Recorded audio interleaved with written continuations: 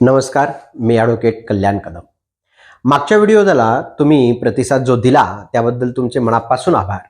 त्यामध्ये एका प्रेक्षकाने मला विचारलं की जाती आता कुठे बसते कायद्यामध्ये, यावर थोडंसं जर तुम्ही सांगितलं तर बरं होईल.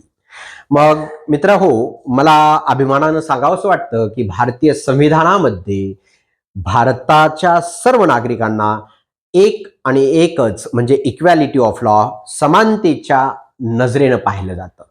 आपण सर्व भारतीय आहोत या पद्धतीनं पाहिलं जातं. भारतीय संविधानामध्ये कलम 15 आणि 17 हे स्पष्टपणे सांगतं की जातीयवरून कोणाला कमी लेखणं, जातीयवाद करणं, जाती भेदभाव करणं या गोष्टी कायद्यानं गुन्हा आहेत. आणि मागासवर्गीय बांधवांना तर अॅट्रॉसिटी ऍक्टद्वारे एक संरक्षण देण्यात आलेलं आहे.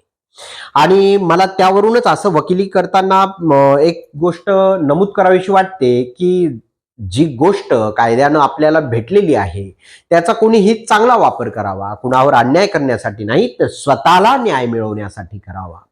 कारण भारतीय नागरिक हा कायद्यापुढे सर्वांना इक्वॅलिटी प्रदान करतो.